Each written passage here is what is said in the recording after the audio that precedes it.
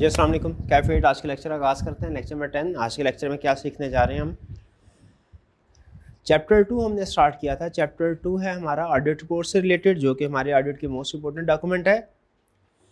हमने ये देखा कि उस ऑडिट रिपोर्ट के अंदर बहुत से एलिमेंट्स या पैराग्राफ हैं और वन बाय वन हमने उस ऑडिट रिपोर्ट में जो इम्पोर्टेंट एलिमेंट्स या पैराग्राफ हैं उनको स्टडी करना है डिटेल में।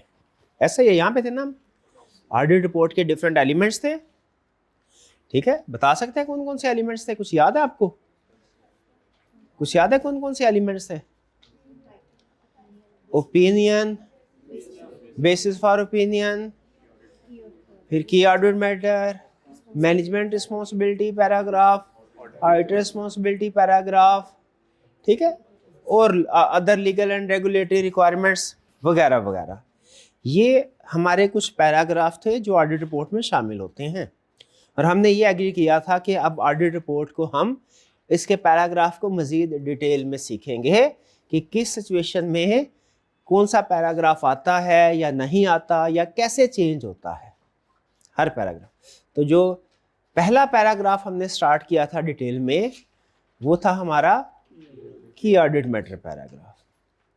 ठीक है, चलिए प्रीवियस लेक्चर में हमने लगभग कोई 60% के करीब इसे डिस्कस कर लिया था। उम्मीद है घर जाके आपने रीडिंग की होगी। कोई क्वेश्चन पूछना चाहते हो तो पूछ लीजिए उसके बारे में। कोई क्वेश्चन? कोई क्वेश्चन नहीं है? कितने स्टूडेंट्स ने रीडिंग की है? जरा हाथ उठाइए, पता चले मुझे। तकरीबन आधे स्टूडेंट्स ने रीडिंग नहीं की। नहीं, ये आपने डेली बेसिस के ऊपर काम करना है, वरना क्योंकि कंसेप्ट जो है ना हमारे वो इंटरकनेक्टेड है, इंटरलिंक्ड है। अकाउंटिंग में जब आप एक चैप्टर कंप्लीट कर लेते हैं और जो नेक्स्ट चैप्टर होता है उसमें कंसेप्ट यूज़ होते हैं कि वो अमूमी तौर पे इंडिपेंडेंट होते हैं, एक चैप्टर के कंसेप्ट होते। यहाँ पे ऑडिट में कुछ कंसेप्ट्स ऐसे हैं जो कि इंटरडिपेंडेंट है। ये जो चैप्टर 2 है ये इनमें से एक है। चैप्टर 2 को अगर आप अच्छे तरीके से नहीं समझते ना तो फ्यूचर के चैप्टर्स भी आपको समझने में प्रॉब्लम आएगी। हमारे कुछ चैप्टर्स ऐसे हैं जो कि इंडिपेंडेंट है और कुछ ऐसे हैं जो इंटरलिंक्ड है। इंटरलिंक्ड का मतलब कि अगले चैप्टर को समझने के लिए प्रीवियस चैप्टर को समझना ज़रूरी है। और ये चैप्टर 2 ऑडिट रिपोर्ट वाला चैप्टर अक्सर टॉपिक्स के साथ इंटरलिंक्ड है। ठीक है, ये सिर्फ चैप्टर 2 में इसके कंसेप्ट यूज़ नहीं होंगे, और भी चैप्टर में यूज़ होंगे। तो इसको आपने डेली बेसिस के ऊपर कवर करते जाएं। इसमें अपनी ग्रिप आपने स्ट्रॉन्ग रखनी है, एग्जाम पॉइंट ऑफ व्यू से भी है। ठीक है, तो जिन स्टूडेंट्स ने अभी नहीं पढ़ा वो कोशिश करें कि आज जाके इस चैप्टर को जो लर्निंग ऑब्जेक्टिव हमने पढ़ लिए उनको रिवाइज करें।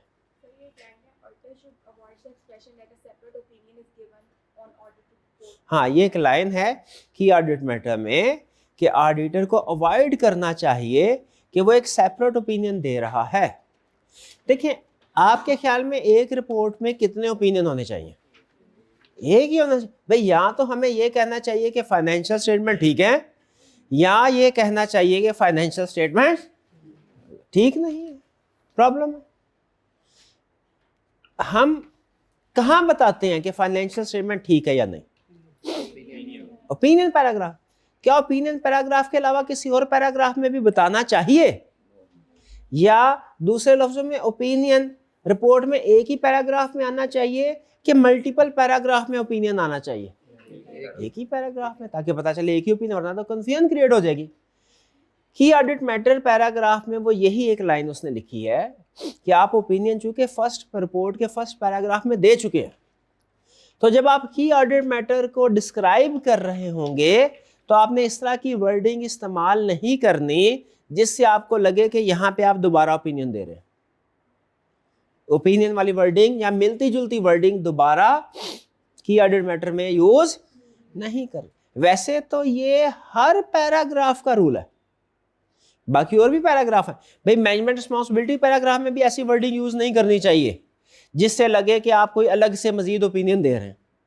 ऑडिटर रिस्पॉन्सिबिलिटी पैराग्राफ हो गया, दूसरे पैराग्राफ अभी जो हम पढ़ेंगे, इनमें भी ऐसा ही होना चाहिए। लेकिन उसने खास तौर पे की ऑडिट मैटर में लिखा है क्योंकि इस पैराग्राफ में रिस्क ज्यादा होता है, क्योंकि इसमें जो प्रोसीजर हमने परफॉर्म किए होते हैं ना वो इस पैराग्राफ में आ रहे होते हैं। तो इसीलिए प्रोसीजर और एश्योरेंस का चूंकि कनेक्शन है, इंटरलिंक्ड है ना, प्रोसीजर परफॉर्म करने से एविडेंस मिलता है, एविडेंस परफॉर्म करने से एश्योरेंस मिलती है। तो जिस पैराग्राफ में प्रोसीजर लिखे होंगे उसमें रिस्क है कि उसमें दोबारा एश्योरेंस या ओपिनियन का जिक्र आ सकता है। इसलिए की ऑडिट मैटर पैराग्राफ में उसने खास तौर पे लिखा, क्या लिखा कि भाई इसको ड्राफ्ट करते हुए इसकी वर्डिंग में ओपिनियन की वर्डिंग मिक्स नहीं करनी। यहां पे ऐसा नहीं लगना चाहिए कि आप दोबारा से ओपिनियन दे रहे हो, नहीं नहीं, ओपिनियन दोबारा से नहीं दे रहे। एक रिपोर्ट में 2 ओपिनियन तो कभी आते ही नहीं है, एक रिपोर्ट में तो सिर्फ एक ही ओपिनियन होता है और वो ऊपर पहले पैराग्राफ में दे चुके हैं। तो जो बाद के जितने भी पैराग्राफ आएंगे, खास तौर पे की ऑडिट मैटर पैराग्राफ, उनमें ओपिनियन या उससे मिलती जुलती टर्म्स यूज नहीं होनी चाहिए, ये वो बता रहा है। भाई समझ आई है कुछ?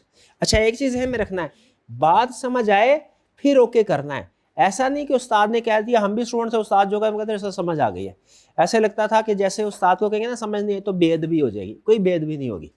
तो अगर आपको कोई चीज़ समझ नहीं आती, बेफिक्र होकर दूसरी दफ़ा तीसरी दफ़ा पूछे, मैं कोशिश करूँगा मज़ीद डिटेल में एक्सप्लेन करता जाऊँ। तो क्लियर हो गया आपको? शाबाश। तो की ऑडिट मैटर में क्या ओपिनियन या उससे मिलती जुलती टर्म्स यूज़ होनी चाहिए? नहीं होनी चाहिए, क्योंकि वो तो ऑलरेडी हम कर चुके हैं, इस्तेमाल कहाँ कर चुके हैं? ओपिनियन पैराग्राफ में। ठीक है जी, और कोई क्वेश्चन? शाबाश, कोई क्वेश्चन नहीं? आगे चलें। की ऑडिट मैटर हमने लगभग 60% कंप्लीट किया था। जरा क्विक रिवीजन कर लेते हैं इसकी प्रीवियस टॉपिक्स की, फिर उसके बाद आगे चलते हैं। हमने ये सीखा कि रिपोर्ट के अंदर ओपिनियन पैराग्राफ है, सबसे अहम तो ओपिनियन ही होता है, जिसमें हम ये बताते हैं एज ऑडिटर कि फाइनेंशियल स्टेटमेंट्स ठीक बनी हैं या इनमें कोई गड़बड़ है, ये बताते हैं। लेकिन ये बताने के बाद हमारी तसल्ली नहीं होती, क्योंकि हमने आउटकम तो बता दिया, उस आउटकम तक पहुंचने के लिए हमें कितने बड़े बड़े प्रोसीजर परफॉर्म करने पड़े वो नहीं बताए। तो जब तक किसी को ये ना बताए, जैसे ये कहना सर मैंने असाइनमेंट कर ली, इसका इम्पैक्ट कुछ हो रहा है, या घर वालों को बताना कि मैंने आज अकाउंटिंग की, आज ऑडिट की केस स्टडी कर ली, एक सेंटेंस ये है, आज मैंने 3 घंटे लगा के ऑडिट की केस स्टडी की। बताए इसका इम्पैक्ट कुछ हो रहा है कि नहीं? कि दोनों जुमले एक जैसे हैं? डिफरेंट है। तो इसी तरह हम एज ऑडिटर पहले ये कहा करते थे कि हमने फाइनेंशियल स्टेटमेंट चेक कर ली हैं और वो ठीक हैं, या हमने फाइनेंशियल स्टेटमेंट चेक कर ली हैं और उनमें ये गड़बड़ है, सिर्फ इतना बताते थे। ठीक है, उसके लिए क्या क्या प्रोसीजर परफॉर्म किए, कितना टाइम लगाया, क्या क्या, ये नहीं बताते थे। तो हमारी एफर्ट्स को ना अंडरमाइन करना शुरू कर दिया था जनरल पब्लिक ने। फिर हमने क्या किया, हमने कहा नहीं नहीं, अब ये तो बताना है कि काम क्या किया, ये तो कैसे किया ये भी बताना। और ये किस पैराग्राफ में बताना है? की ऑडिट मैटर पैराग्राफ में। बेसिक ऑफ में तो जनरल बताते हैं ना, जनरल, कि हमने ऑडिटिंग स्टैंडर्ड को फॉलो किया, हमने कोड ऑफ एथिक्स को फॉलो किया, हमने सफिशिएंट एप्रोप्रिएट एविडेंस ऑब्टेन कर लिया, जनरल। लेकिन की ऑडिट मैटर में स्पेसिफिकली बताते हैं कि हमारे ऑडिट में मोस्ट सिग्निफिकेंट एरियाज कौन कौन से थे और उनको हमने किस किस तरीके से डील किया। ये बताना यूजर को जरूरी है, ताकि उन्हें ये ना लगे कि हमने घर बैठे रिपोर्ट साइन कर दी, उन्हें पता चले हमने दिन रात एक किया है। की ऑडिट मैटर का मकसद यही था। देखें, इसकी हेडिंग के अंदर ही कंसेप्ट छुपा है। की ऑडिट मैटर, मैटर का मतलब एरिया, एरिया जैसे सेल्स एक एरिया, जैसे परचेजेस एक एरिया, जैसे डेप्रिसिएशन एक एरिया, जैसे debtors, provision for bad debt, creditor. इसे आप अकाउंटिंग में क्या बोलते हैं? Line item. अकाउंटिंग में इनको क्या बोलते हैं आप? Line item. ऑडिट में इनको बोलते हैं एरिया, एरिया या मैटर। ये जो की ऑडिट मैटर का मतलब, मैटर मतलब वो एरिया जो कि ऑडिट में की है, की मतलब सबसे मोस्ट इंपॉर्टेंट है। तो हम वो वाले मैटर्स रिपोर्ट में इंक्लूड करते हैं। तो हम ये पढ़ने जा रहे हैं कि हमने वैसे तो हमने इनकम स्टेटमेंट और बैलेंस शीट की हर लाइन आइटम को वेरीफाई किया होगा, लेकिन क्या सारी लाइन आइटम का जिक्र आता है की ऑडिट मैटर पैराग्राफ में? नहीं। किन का जिक्र आता है? सिर्फ जो मोस्ट इंपोर्टेंट होंगे, यानी की ऑडिट मैटर। मोस्ट इंपोर्टेंट कितने होते हैं? 1, 2 या 3, इससे ज्यादा नहीं होते। एक दफा एक एक्सरसाइज हुई 3-4 साल पहले, उसमें कैलकुलेट किया गया कि ऑन एवरेज लिस्टेड कंपनीज की ऑडिट रिपोर्ट में, क्योंकि की ऑडिट मैटर लिस्टेड कंपनीज के लिए रिक्वायर्ड है ना, कि हर कंपनी के लिए रिक्वायर्ड है? लिस्टेड कंपनीज अपनी रिपोर्ट में जो की ऑडिट मैटर इंक्लूड करती है, इसकी एवरेज क्या है? तो एवरेज कोई 2.4 के लगभग बनी थी जहां तक मुझे याद है। इसका मतलब क्या है कि ज्यादातर कंपनीज 2-3 इतने की ऑडिट मैटर अपनी रिपोर्ट में इंक्लूड करती हैं। ठीक है, तो 2-3 ऐसे ज्यादा तो नहीं होने चाहिए। कोई मोस्ट सिग्निफिकेंट जो है वो 1-2-3 ही होते हैं, 10-12 थोड़ी होते हैं। ठीक है, अगर मैं को हमारी क्लास के जो 50 टॉप स्टूडेंट्स, ये तो टर्म ही गलत है। 50 टॉप स्टूडेंट, भाई टॉप स्टूडेंट्स है कोई 2-4 होने चाहिए, 50 कैसे हो सकते हैं टॉपर्स? नहीं हो सकते। उसी तरह की ऑडिट मैटर भी ऑडिट में कितने होंगे? 2-3 होंगे, 2-3 होंगे, 1-2-3। रेयर केस में कम ज्यादा हो सकते हैं। स्टैंडर्ड ने कोई पाबंदी नहीं लगाई, लेकिन उसने हमें गाइडेंस दिया कि भैया बहुत ज्यादा नहीं होने चाहिए, वरना उनकी अहमियत ही खत्म हो जाती है। तो भैया की ऑडिट मैटर का कंसेप्ट समझ आ गया? हमारे ऑडिट में जो मोस्ट सिग्निफिकेंट एरियाज थे उनका हम जिक्र करते हैं अपनी रिपोर्ट में, ताकि लोगों को पता चले हमने कुछ काम किया है। ठीक है, फिर हमने सीखा था ये सेक्शन कब इंक्लूड करना है रिपोर्ट में। क्या हर कंपनी के केस में इंक्लूड करना होता है? नहीं। वन लाइनर कंसेप्ट क्या है? लिस्टेड कंपनीज की ऑडिट रिपोर्ट में की ऑडिट मैटर सेक्शन आएगा, रिक्वायर्ड है। वन लाइनर कंसेप्ट क्या है? लिस्टेड कंपनीज का जब आप ऑडिट करेंगे, आप जब ऑडिट करेंगे मुझे बताइए, क्या सिर्फ आपने लॉ में शायद पढ़ा होगा कंपनीज की डिफरेंट टाइप, लिस्टेड भी होती हैं, अनलिस्टेड भी होती हैं, पब्लिक भी होती हैं, प्राइवेट भी होती हैं। तो हमारे ऑडिट क्लाइंट तो सारे हो सकते हैं ना, कोई भी हो सकता है। तो की audit matter one liner concept क्या है? लिस्टेड कंपनीज की ऑडिट रिपोर्ट में की ऑडिट मैटर सेक्शन आएगा। लेकिन याद रखें ये जनरल कंसेप्ट है, आगे इसकी एक्सेप्शन भी है। एक्सेप्शन क्या? 2 बातें। नंबर 1, समटाइम्स लिस्टेड कंपनी की ऑडिट रिपोर्ट में भी की ऑडिट मैटर नहीं आएगा, सेक्शन नहीं आएगा। कब? जब डिस्क्लेमर ऑफ ओपिनियन एक्सप्रेस कर रहे होंगे तो की audit matter section listed company के होने के बावजूद नहीं आएगा।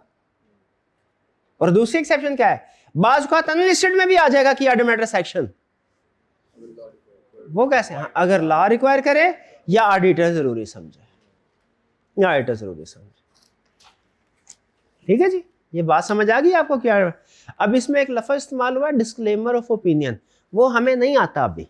ऐसा ही है ना, हमें नहीं पता इसका मतलब क्या है। कोई बात नहीं, कोई बात नहीं, अभी कल के लेक्चर में हम या आज के लेक्चर के एंड पे समझ लेंगे।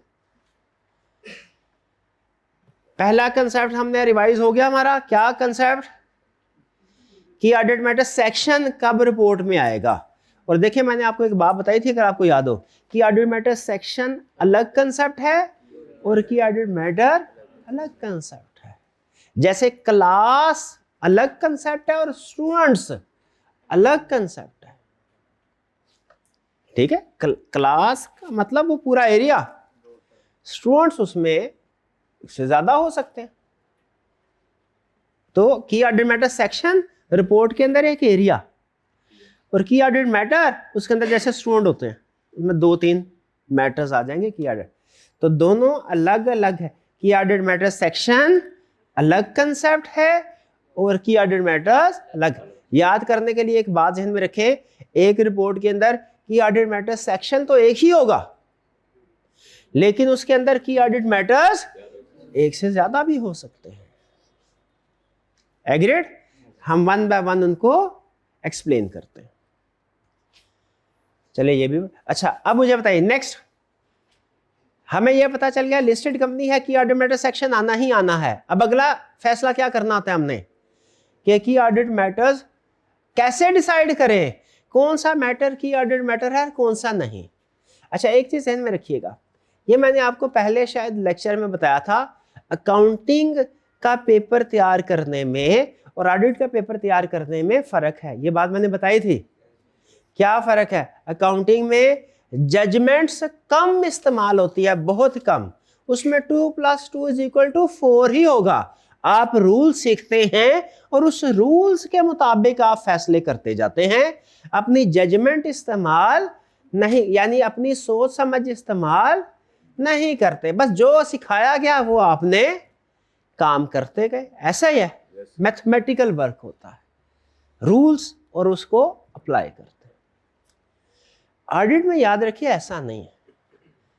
जैसे फर्ज कीजिए मैं आपको एक क्वेश्चन देता हूं अकाउंटिंग का, मैं कहता हूं भाई ये ऐसा करो, इसकी इनकम स्टेटमेंट बनाओ, बैलेंस शीट बनाओ, तो मोस्ट प्रोबेबली अगर स्टूडेंट्स ने ठीक जवाब दिया, क्वेश्चन सॉल्व किया है, तो सबका नेट प्रॉफिट सेम आएगा। ऐसा ही है, कोई एक स्टूडेंट का डिफरेंट और दूसरे का डिफरेंट तो नहीं आएगा, ठीक है, अनलेस के उसमें कोई इन्फॉर्मेशन मिसिंग और असम्पशन लेनी पड़े, वो अलग बात है, वरना नॉर्मली सेम आएगा। लेकिन अगर यही सवाल ऑडिट का मैं आपसे पूछूं कि भाई इन्वेंट्री को आप कैसे वेरीफाई करेंगे, इन्वेंट्री को आप कैसे वेरीफाई करेंगे, तो इनके प्रोसीजर हो सकता है डिफरेंट हो, इनके प्रोसीजर डिफरेंट हो, और जो मैंने सोल्यूशन में लिखे हो वो प्रोसीजर डिफरेंट हो, क्योंकि एक चीज को वेरीफाई करने के लिए कोई बहुत से प्रोसीजर्स होते हैं, बहुत से, कुछ समझ ले 20, 25, 30 प्रोसीजर है।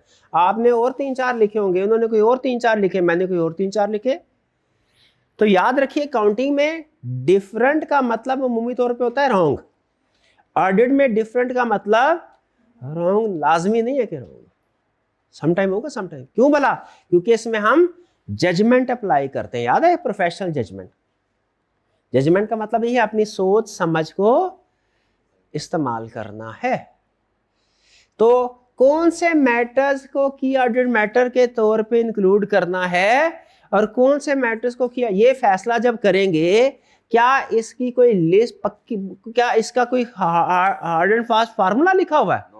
नहीं, कोई हार्ड एंड फास्ट रूल नहीं, बल्कि ये ऑडिटर की जजमेंट पे डिपेंड करता है।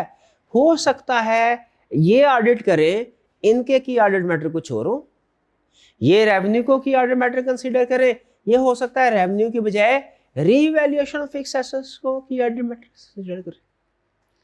तो कौन सा मैटर की ऑडिट मैटर होगा, कौन सा नहीं है, किस पे डिपेंड करता है? जजमेंट पे। ऑडिट में याद रखें हर फेज में जजमेंट अप्लाई होती है, लेकिन याद रखें ये जजमेंट भी कुछ फैक्टर्स पे डिपेंड करती है, हवाई नहीं है। एक फैसला करने का ये भी तरीका, हाँ भाई मैं रेवेन्यू को की ऑडिट मैटर में इंक्लूड करूं कि ना करूं, टास्क करता हूं, हेड आ गया तो मैं की ऑडिट मैटर में इंक्लूड करूंगा, टेल आ गया तो की ऑडिट मैटर में इंक्लूड नहीं करूंगा। ये भी तो एक तरह से जजमेंट है, लेकिन ये प्रोफेशनल जजमेंट नहीं है, ये हवाई जजमेंट है। प्रोफेशनल जजमेंट कुछ फैक्टर्स पे डिपेंड करती है। तो उसने हमें इसलिए कुछ फैक्टर्स दिए हैं कि की ऑडिट मैटर जब आप डिसाइड करेंगे तो 2 चीजों का ध्यान रखना है। नंबर 1, जो आपने डायरेक्टर्स को अहम चीजें कम्युनिकेट की हुई हैं, सिग्निफिकेंट मैटर्स, डायरेक्टर्स को हम सिग्निफिकेंट मैटर्स कम्युनिकेट करते हैं, बिल्कुल करते हैं। उनमें से मैं याद आ गया, वैसे आप भी छोटे बच्चों की तरह हमारे, मैं जब स्टूडेंट लाइफ में था ना, तो मैं और मेरी बड़ी बहन, हमारी आपस में ना अच्छी हेलो है दोस्ती होती थी। तो उनके कॉलेज में जो कुछ सिग्निफिकेंट मैटर्स होते थे वो मुझे डिस्कस करती थी, और मेरे कॉलेज में जो कुछ सिग्निफिकेंट मैटर्स होते थे मैं उनके साथ डिस्कशन करता था। अब ज़रा मुझे सोच के बताइए, अगर मेरा दोस्त कोई मेरे से पूछे कि भाई कॉलेज लाइफ में मोस्ट सिग्निफिकेंट मैटर कौन सा था, कोई ज़रा 2-3 ऐसे वाक़ये तो बताओ। होता है ना, कभी बैठे गपशप लगा रहे होते हैं, तो कोई 2-3 ऐसे यादगार वाक़ये बताओ जो सबसे ज़्यादा अहम हो आपकी कॉलेज लाइफ में। तो मुझे बताइए, क्या वो वाक़ये कोई नए होने चाहिए या उन्हीं में से कोई वाक़यात होने चाहिए जो मैंने अपनी बहन के साथ शेयर किए हुए हैं? उन्हीं में से होने चाहिए ना, क्योंकि अहम, हालांकि वो तकरीबन डेली हर दूसरे तीसरे दिन हमारी डिस्कशन होती थी, तो वो डेली डिस्कशन। लेकिन मोस्ट ऐसा तो नहीं हो सकता कि वो सिग्निफिकेंट तो डिस्कस की है लेकिन मोस्ट सिग्निफिकेंट को नया हो जाए, नहीं, इसका मतलब है मैंने कोई चीज मिसिंग कर दी पहले। तो असूल यही है, ऑडिटर को ऑडिट के दौरान में कोई भी सिग्निफिकेंट मैटर उसने दोस्त चार्ज भी गवर्नेंस यानी डायरेक्टर के साथ डिस्कस करना है। क्यों? क्योंकि जो मुश्किलें आती है ना, डायरेक्टर्स फिर हेल्प कर, डायरेक्टर्स हमारे नॉर्मली दुश्मन नहीं है, हालांकि अपोजिट साइड दूसरी साइड पे हैं, हम फाइनेंशियल स्टेटमेंट्स वेरीफाई करने वाली साइड पे हैं, डायरेक्टर्स फाइनेंशियल स्टेटमेंट प्रिपेयर करने वाली साइड पे है, लेकिन हम दोनों आपस में दुश्मन नहीं है। अच्छे डायरेक्टर्स अगर 10 है ना, उनमें से अगर कोई फ्रॉड भी करेगा ना तो वो 1-2 लोग करेंगे, सारे नहीं करेंगे। इसलिए हमें कोई भी मुश्किल आती है अगर ऑडिट में, एक स्टेप हम लाजमी करते हैं, क्या? Discuss with those charged with governance, discuss with governance या डायरेक्टर्स कह ले। तो जो सिग्निफिकेंट मैटर्स डायरेक्टर के साथ डिस्कस करने हैं, तो जब एंड में जाके ऑडिटर सोचेगा कि पूरे ऑडिट में सबसे ज्यादा अहम वाले वाकयात कौन से थे, एरियाज कौन से थे, तो बताइए वो 2-4 गवर्नेंस के साथ जो कम्युनिकेटेड है उसमें से निकलेंगे कि कोई नए आएंगे? यही बता रहा है। कह रहा है स्टेप नंबर कैसे डिसाइड करना है कि ऑडिट मैटर कौन सा है। कह रहा है स्टेप नंबर 1 वो लिस्ट पकड़ लो जो 2-4 गवर्नेंस को मैटर कम्युनिकेट किया है। स्टेप नंबर 2 उस लिस्ट में से देखो कौन से वाले मैटर्स सबसे ज्यादा अहम है, जो 2-3 सबसे ज्यादा मोस्ट सिग्निफिकेंट है वो क्या होंगे। अब ये फैसला कि कौन से वाला ज्यादा सिग्निफिकेंट है एरिया और कौन से वाला कम सिग्निफिकेंट है, याद रखें ये कोई नहीं बताएगा, ये आपको खुद प्रैक्टिकली फैसला करना है। लेकिन ये फैसला हवाई नहीं करना, कुछ फैक्टर्स को सामने रख के करना है। जैसे रिस्क को सामने रखें, जिन एरियाज में रिस्क ज्यादा होता है वो की ऑडिट मैटर हो सकता है। जैसे कंप्लेक्सिटी को सामने रखें, जो एरियाज ज्यादा कॉम्प्लेक्स होते हैं वो की ऑडिट मैटर हो सकते हैं। जैसे फाइनेंशियल सिग्निफिकेंस को सामने रखें कि जो एरिया की अमाउंट ज्यादा होती है वो की ऑडिट मैटर हो सकते हैं। और इस तरह के उसने और फैक्टर्स बताए थे, ऐसा ही है। कोई लिस्ट पढ़ी थी हमने कि ये डिसाइड करने के लिए कि कोई की ऑडिट मैटर है कि नहीं, तो हमें कुछ फैक्टर्स को सामने रखना है। डन। फिर एग्जाम की केस स्टडी को सॉल्व करने के लिए उसने हमारे लिए आसानी की थी। क्या आसानी की थी? उसने कहा था एग्जाम में ज्यादातर जो एग्जाम्पल टेस्ट करता है ना, उसने हमें उसकी लिस्ट दे दी थी, याद है आपको? याद?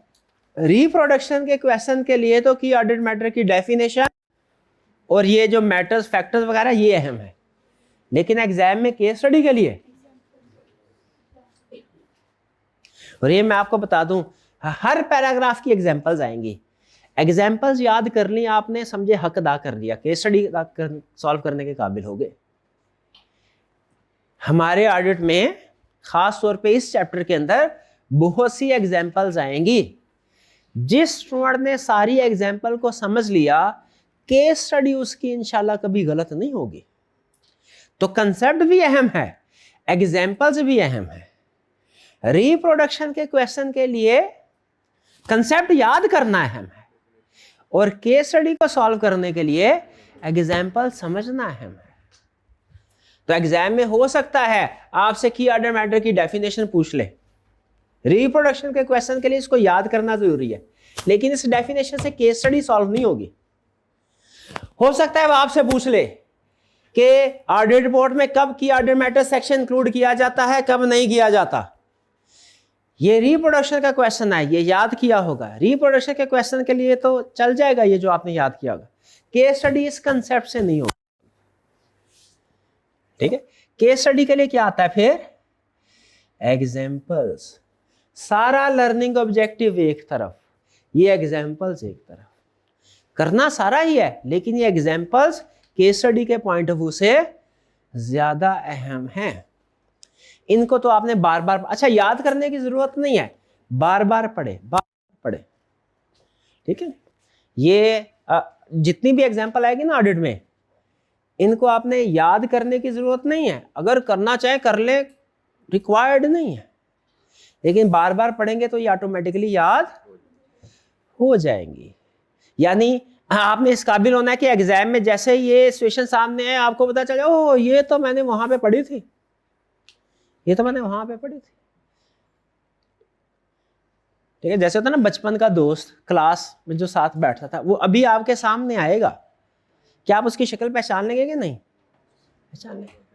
अभी अगर मैं आपसे कहूं ना कि अपने बचपन का दोस्त जो क्लास में आपके 6ठी 7वीं क्लास में साथ होता था, जरा उसका स्केच ड्रॉ कर ले, आप नहीं कर सकेंगे, आपके जहन में उसकी शक्ल नहीं आएगी। ऐसा ही है। लेकिन जब वो दोस्त सामने आएगा उसे 1 सेकंड के अंदर अंदर पहचान लेंगे, ये मेरा दोस्त है। भी ऐसा है कि नहीं? उसी तरह याद रखें, जब आप तैयारी करते हैं ना तो सम टाइम ऐसा होता है कि आपने अच्छा टॉपिक तैयार किया हुआ है, उसको याद करने बैठते हैं ना तो वो याद ही नहीं होता। आपको लगता है तैयारी तो मेरी सारी जीरो हो गई, मैंने याद किया था, अब मैं याद सोच रहा हूं मेरे ज़हन में नहीं आ रहा।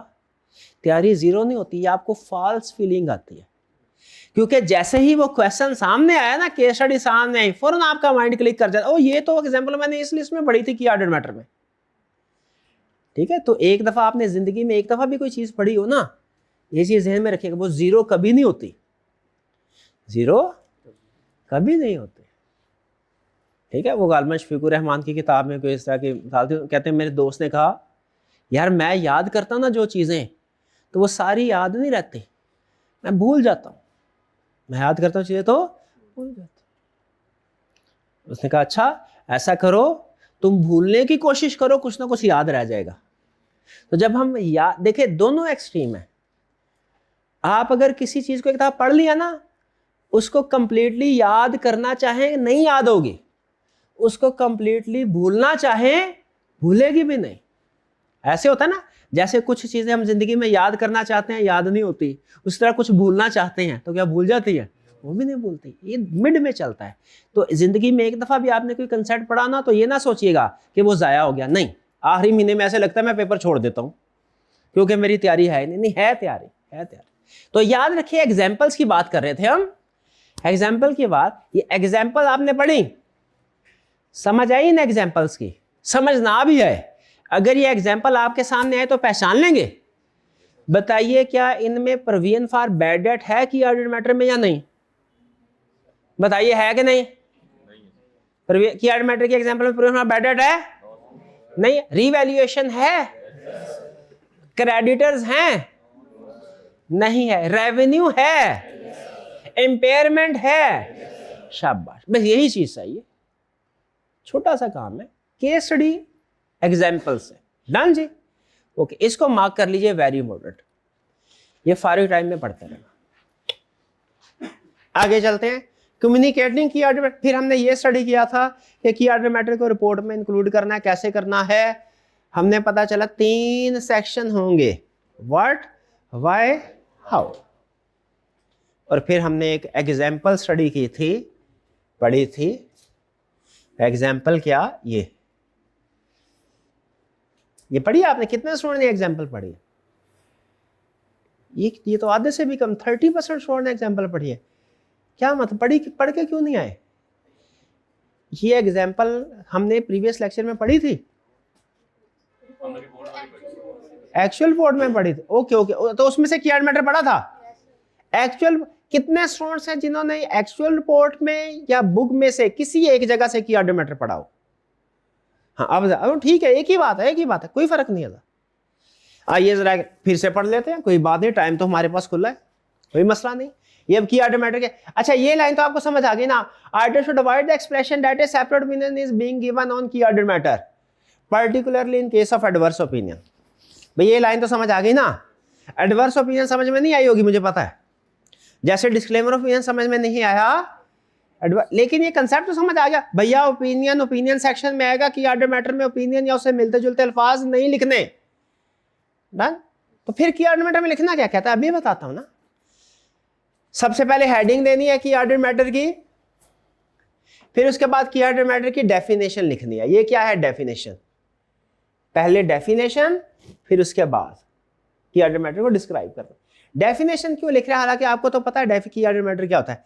ये जहन में रखिएगा, ऑडिट रिपोर्ट किसके लिए तैयार कर रहे हैं? Share holder.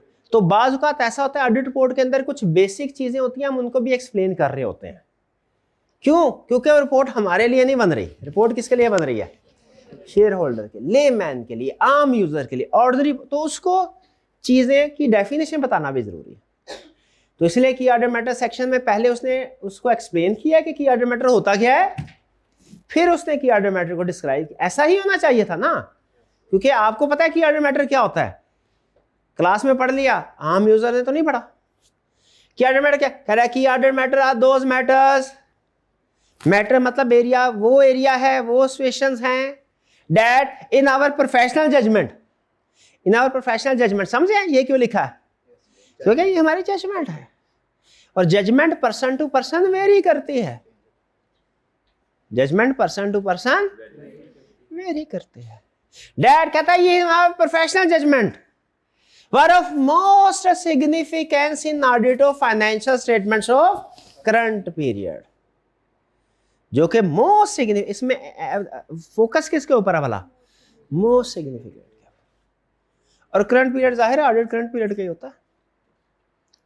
इस साल हम पिछले साल के लिए जो चीजें अहम थी वो थोड़ी लिखेंगे इस साल की ऑडिट रिपोर्ट में, तो इस साल के लिए जो अहम चीज है वही आएगी कि पिछले साल वाली भी आएगी। भाई आगे क्या होना है वो तो हमें पता ही नहीं है, पीछे क्या हो चुका है ये हमें पता है, लेकिन रिपोर्ट में की ऑडिट मैटर करंट पीरियड क्या है। These matters were addressed in the context of audit of financial statement as a whole. हमने इनको एड्रेस कर लिया। These matters were addressed का मतलब क्या पता है क्या है? These matters were verified.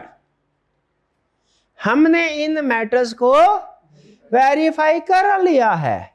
These matters were addressed. Addressed को अंडरलाइन करके लिख लें, वेरीफाइड। हमने इनको एड्रेस कर लिया है आपने ऑडिट में as a whole and in forming the auditor's opinion there, यानी हमने फाइनेंशियल स्टेट, देखें कहना क्या चाह रहा है, कह रहा है हमने जो ओवरऑल फाइनेंशियल स्टेटमेंट्स को वेरीफाई करना था ना, उसमें इनको वेरीफाई कर लिया। हमने जो ओवरऑल ओपिनियन देने के लिए चीजें काम करने थे उसमें इनको वेरीफाई कर लिया। अब ये ना समझिएगा कि ये कोई अलग से जॉब है, ये ना समझिएगा इनको हमने अलग से वेरीफाई किया है, ये ना समझिएगा इसके ऊपर अलग से ओपिनियन दे रहे हैं, बल्कि हमने जो ओवरऑल फाइनेंशियल स्टेटमेंट्स को वेरीफाई करना था हमने ये काम उस हिस्से में किया है। यानी हमने ये वो जो ओवरऑल हमारा रिस्पॉन्सिबिलिटी थी उसके मुताबिक इसको वेरीफाई किया, अलग से हमने नहीं किया। बता रहे हैं आपको अलग से, लेकिन वेरिफिकेशन हमने अपने ओवरऑल ऑडिट में की है। ऐसा ना समझेगा ये अलग से एंगेजमेंट है, ऐसा ना समझेगा कोई अलग से काम के, नहीं, ओवरऑल ऑडिट में ही हमने ये काम किया है। And we do not provide a separate opinion on this. देखा ये इसकी वजह से है, इस कंसेप्ट की वजह से उसने ये लाइन लिखी है, we do not provide a separate opinion on. कहता है हमने इसको वेरीफाई किया, लेकिन किस मकसद के लिए? ओवरऑल फाइनेंशियल स्टेटमेंट्स को वेरीफाई करते हुए, ओवरऑल ओपिनियन देते हुए। इसके ऊपर अलग अलग ओपिनियन हम नहीं दे रहे, नहीं दे रहे। We have determined the matter described below to be key order matters. यहां उसने पहले एक्सप्लेन किया की ऑर्डर मैटर है। इस पैराग्राफ में क्या कर रहा है भला? वो एक्सप्लेन कर रहा है कि की ऑर्डर मैटर होता क्या है। डिस्क्राइब उसने नीचे किया है। कैसे किया है? दो हिस्से बनाए, लेफ्ट और राइट। लेफ्ट में क्या लिखा है? ये उसकी हेडिंग, और ये नीचे उसको डिस्क्राइब किया। Revaluation of PP, property plant equipment. क्या रिवैल्यूएशन हमारी एग्जांपल में था? रेफर नोट, उसने नोट्स टू अकाउंट्स का रेफरेंस दे दिया। ये भाई सिग्निफिकेंट मैटर है तो मोस्ट प्रोबेबली रिपोर्ट में भी तो लिखा होगा, और सॉरी फाइनेंशियल स्टेटमेंट्स में लिखा होगा। Significant, most significant matter audit में फाइनेंशियल स्टेटमेंट से आएगा, हमारे घर से थोड़ी आएगा। ऐसा तो नहीं घर का मसला डिस्कस कर रहा, मोस्ट सिग्निफिकेंट मेरी जिंदगी में एक मसला चल रहा है, मैं वो लिख दूं इधर। कहता नहीं वो नहीं लिखना। कौन से मोस्ट सिग्निफिकेंट मैटर लिखने हैं? इसलिए ये रेफरेंस, इसको अंडरलाइन करें, रेफर नोट टू इतना कि कंपनी ने रिकॉर्ड किया है। तो इसमें बता रहा है कौन सा मैटर है, और फिर उसके नीचे जस्टिफिकेशन दे रहा है। मैटर को डिस्क्राइब कर रहा है, उसकी भाई मैंने क्यों इसको किया मैटर समझा? Due to material impact. Material का मतलब क्या होता है? बड़ी अमाउंट, बड़ी अमाउंट को क्या कहते हैं? मटेरियल। और छोटी अमाउंट को क्या कहते हैं? इममटेरियल। इममटेरियल, इममटेरियल मटेरियल में फर्क समझ आया? इममटेरियल क्या है? छोटी छोटी अमाउंट। मटेरियल क्या है? बड़ी बड़ी अमाउंट। तो क्या कोई अगर फाइनेंशियली सिग्निफिकेंट एरिया हो, उसकी अमाउंट ज्यादा हो, क्या वो की ऑर्डर्ड मैटर हो सकता है? बिल्कुल हो सकता। कह रहा है ये मैंने इस वजह से डिसाइड किया कि ये की ऑर्डर्ड मैटर है क्योंकि ये मटेरियल था, इसको अंडरलाइन करें। और फिर कह रहा है इसमें जजमेंट थी, अजम्पशंस थी, अजम्पशंस को और जजमेंट्स को अंडरलाइन करें। जिस एरिया में ज्यादा जजमेंट्स हो, ज्यादा अजम्पशंस हो, ज्यादा अनसर्टेनिटी हो, उसको वेरीफाई करना आसान होता है कि मुश्किल होता है? मुश्किल होता है। इधर पहले 2-4 एग्जांपल डिस्कस करते हैं, फिर आगे चलेंगे। कंसेप्ट क्या समझने जा रहे हैं? कंसेप्ट ये कि जिन एरियाज में जजमेंट हो, अजम्पशंस हो, अनसर्टेनिटी हो, वो वेरीफाई करना मुश्किल होते हैं। यही कंसेप्ट है ना? अब आप कहें sir explain with the help of examples. Example so मुझे बताइए, मैं आपके सामने पेयर रखूंगा, आपने मुझे बताना है कौन से वाला एरिया वेरीफाई करना मुश्किल है और क्यों मुश्किल है ये भी बताना है। नंबर 1, रिपेयर एक्सपेंसेस और डेप्रिसिएशन एक्सपेंस। क्यों, ये क्यों वेरीफाई करना मुश्किल? इनमें एस्टिमेट होता है, जजमेंट होती है। किस चीज की जजमेंट? लाइफ की, रेजिडुअल वैल्यू। बेहतरीन बेहतरीन। दूसरा, इम्पेयरमेंट ऑफ फिक्स्ड एसेट्स और creditor. Impairment of fixed assets, शाबाश। क्यों भला?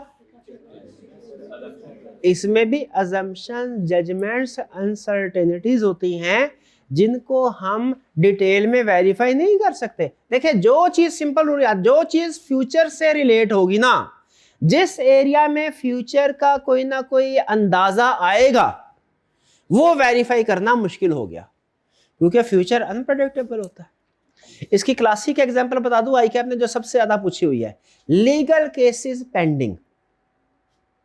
अब आपका एक है IAS 2 इन्वेंट्रीज, एक है IAS 37 प्रोविजंस। प्रोविजन में लीगल की केस की एग्जांपल है। बताइए, इन्वेंट्री वेरीफाई करना मुश्किल है कि लीगल केस? क्यों लीगल केस से ज्यादा मुश्किल क्यों है? अनसर्टेनिटी। पता नहीं केस का फैसला, हालांकि अकाउंटिंग कहती है अंदाजा लगाओ, लेकिन वो गलत भी तो हो सकता है, गलत भी तो हो सकता है। तो कुछ बताना क्या चाह रहा हूं, फाइनेंशियल स्टेटमेंट्स के कुछ एरियाज में को वेरीफाई करना आसान होता है, कुछ एरियाज को वेरीफाई करना मुश्किल होता है। तो जो मुश्किल है वो हमारे की ऑर्डर्ड मैटर हो सकते हैं। की ऑर्डर्ड मैटर आसान वालों में से चूज करना है कि मुश्किल वालों? यही बता रहा है कि भैया ये तो बहुत मुश्किल था, इसमें जजमेंट्स थी, अजम्पशंस थी। वो क्या थी वो फिर कभी हम देखेंगे क्या होती है, लेकिन होती है। रीवैल्यूएशन आसान नहीं, मुश्किल। डेफर्ड टैक्स ये की ऑर्डर मैटर बन सकता है हमारा। अकाउंटिंग में जो टॉपिक्स आपको मुश्किल लगते हैं ना, वो समझ लीजिए की ऑर्डर मैटर की एग्जांपल्स है। सिंपल, सारे मुश्किल लगते हैं, सुभान अल्लाह सुभान अल्लाह। नहीं, फिर उनमें से मोस्ट सिग्निफिकेंट क्या है। और ये क्या उसने बताया, ये था व्हाट, व्हाई, और ये क्या है, how. Matter was addressed. Address, जब हम ऑडिट में लफ्ज एड्रेस्ड इस्तेमाल करते हैं, इसका मतलब क्या है? कैसे वेरीफाई किया भाई, ये काम किया। अभी आपको समझ नहीं आएगी कि क्या क्या काम किए, लेकिन आपने पढ़ लेने हैं क्या क्या काम किए। Assess the competence, capability and independence of expert. भाई वैल्यूएशन जिस वैल्यूअर ने की है, हमने देखा है वो थका तो नहीं था, वो कोई अच्छा कोई बंदा था मार्केट में, अच्छी रेपुटेशन, अच्छा काम करने वाला हो, ये देखा हमने। ऑडिटर कह रहा है, ये ऑडिटर शेयर होल्डर को क्या कह रहा है, ए शेयर होल्डर मैंने ये भी काम किया, मैंने ये भी काम किया, मैंने ये भी काम किया, मैंने ये भी काम किया, मैंने ये भी काम किया। ये सारे काम किसने किया भला? Auditor. Obtained and reviewed revaluation report. हमने एक्सपर्ट को चेक किया, हमने उसकी रिपोर्ट को भी चेक किया। उसकी रिपोर्ट को भी पढ़ा। फिर हमने discuss assumption and methodology with management and expert. Management and expert के साथ फिर उस हमने रिपोर्ट के अंदर जो अजम्पशंस हुई थी वो डिस्कस की कि भाई आपने ये जो लिखा है कि ये प्रॉपर्टी की वैल्यू है, ये फर्ज कीजिए कि 5 करोड़ रुपए कनाल है, ये कैसे वैल्यूएशन लगाई, कैसे वैल्यूएशन बताएं। वो कहेगा सर ये इस मार्केट के अंदर ना महीना पहले सेल हुई है प्रॉपर्टी, वो इसी रेट पे हुई थी, ये लेटेस्ट रेट। हो गया, अच्छा फिर ठीक है भाई। ऐसे चैलेंज करना चाहिए एक्सपर्ट की अजम्पशंस को कि जो कहे चुप करके मान लें। प्रोफेशनल स्केप्टिसिज्म है, ठीक है।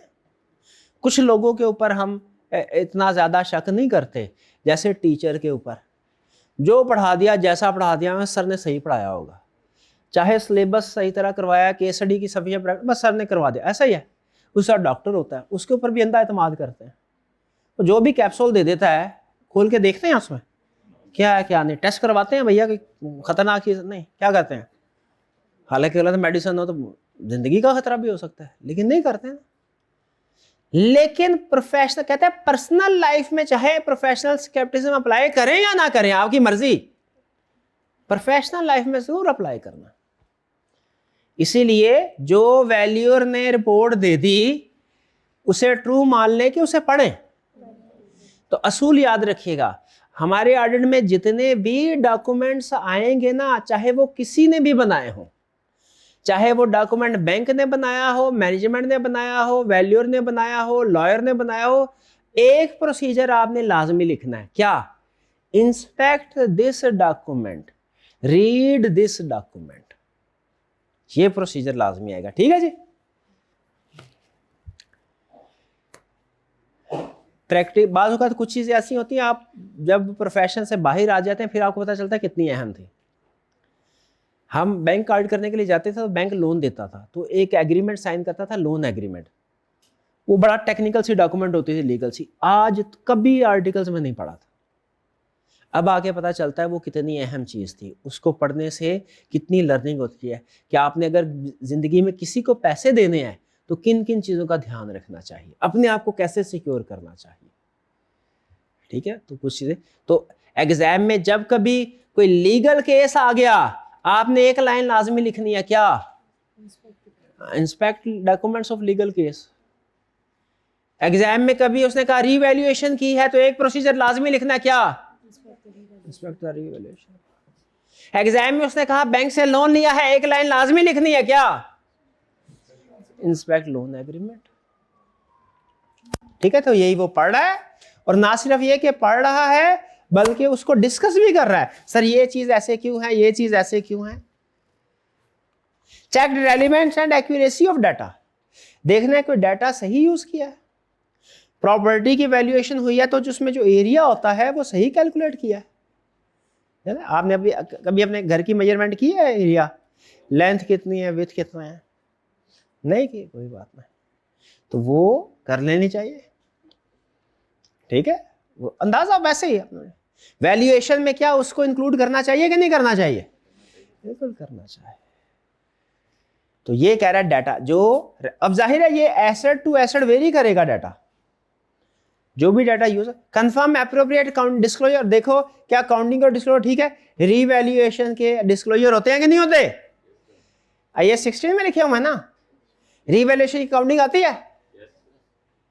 अभी आपके काउंटिंग के टीचर का इम्तिहान ले लेते हैं, ये मेरा भाई बताएगा एसेट जो है हमारा 100 मिलियन का है, रीवैल्यूएशन को पता चला 200 मिलियन का हो गया। एंट्री बताए जर्नल एंट्री क्या होगी? सिंपल, रीवैल्यूएशन सरप्लस डेबिट, क्या क्या अमाउंट भी तो बताएं। 100 गलत, शाबाश, यही सुनना था। 100 डेफर टैक्स का इंपैक्ट नहीं आता। हमारे जमाने में तो टीचर सिखाते थे, आपके टीचर नहीं सिखाते आपको? अच्छा R2 में है, ओके, आप R1 की काउंटिंग, ओके, फिर ठीक है, फिर ठीक है, फिर ठीक है। यही चीजें चेक करनी है कि क्या जर्नल एंट्री काउंटिंग ठीक ही है कि नहीं रीवैल्यूएशन की, और डिस्क्लोजर पूरा दिया कि नहीं दिया। एक सिर्फ डिस्क्लोजर बता दीजिए रिवैल्यूएशन के केस में क्या डिस्क्लोज करते हैं, आपको मैं मान जाऊंगा आप काउंटिंग एक्सपर्ट है, गुरु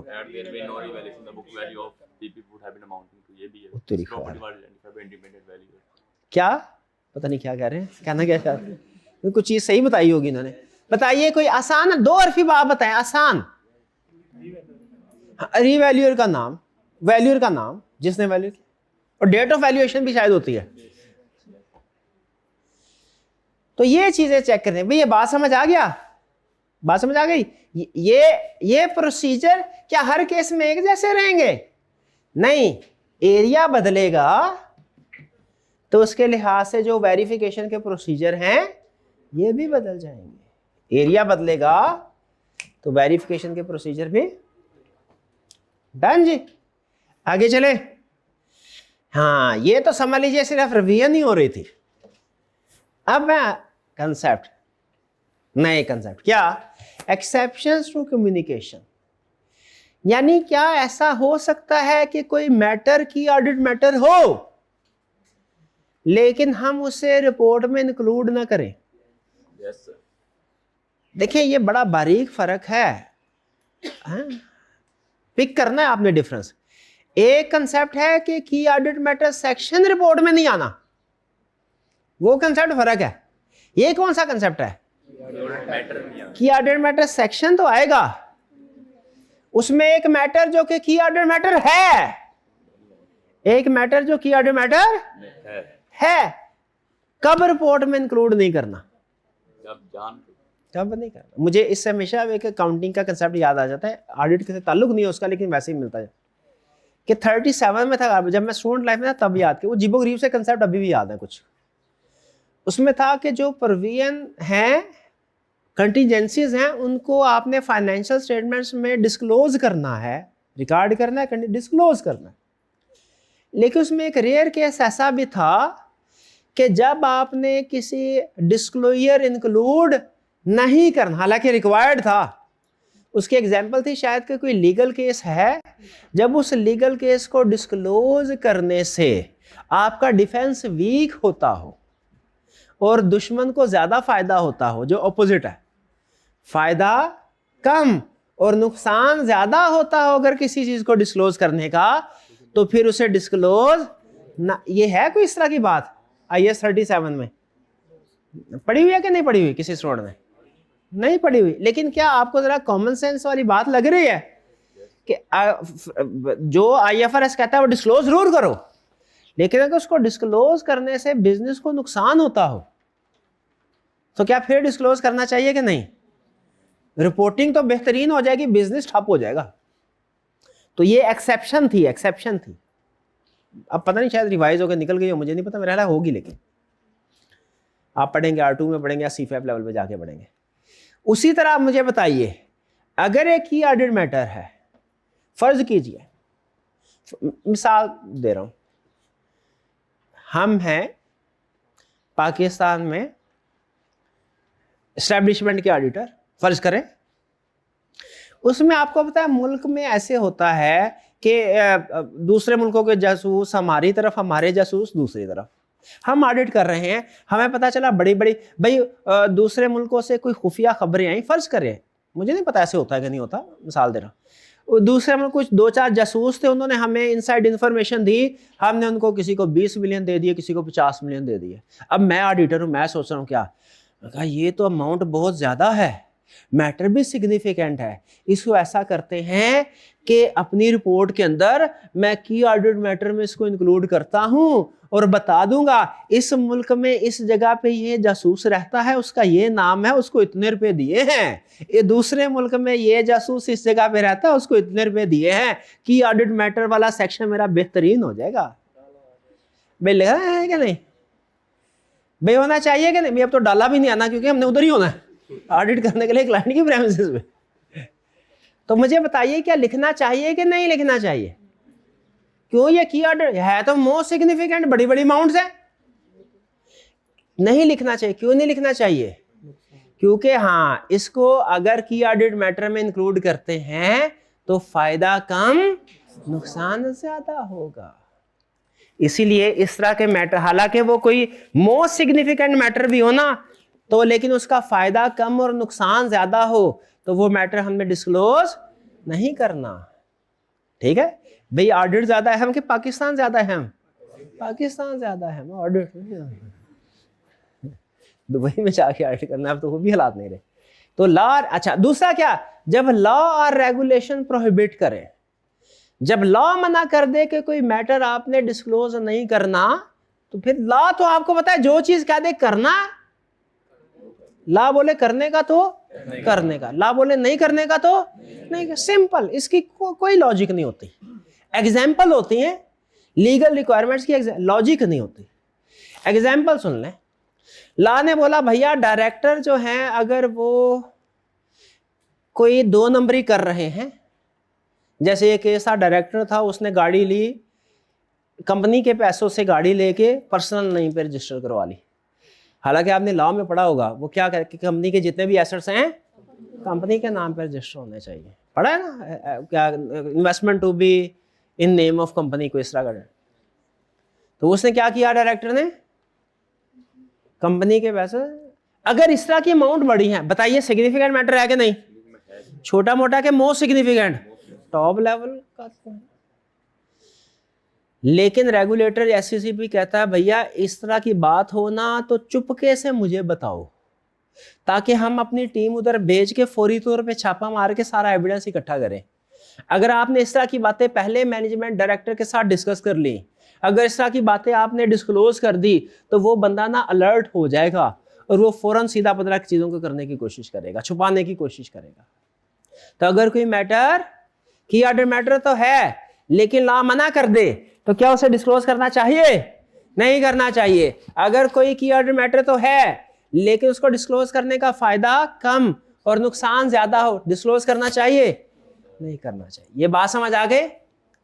एक्सेप्शन टू कम्युनिकेशन, और उसमें सबसे अहम चीज क्या है, की ऑर्डर मैटर सेक्शन कब आएगा कब नहीं आएगा ये अलग है। Key order matter section report में कब नहीं आएगा ये अलग कंसेप्ट है, और की ऑर्डर मैटर कब नहीं आएगा एग्जाम में याद रहेगा आपको, फर्क रखेंगे। सेक्शन बोले तो मतलब पूरा पैराग्राफ, और की ऑर्डर मैटर उसके अंदर जो 1 2 3 एग्जांपल है। ओके आगे चलें, चलिए नेक्स्ट। और क्या, relationship between key order matter and modified opinion. हाँ, क्या कमाल का कंसेप्ट है, बहुत अच्छा कंसेप्ट है ये। क्या है जरा एक था पढ़ के देखिए, समझ आती है आपको?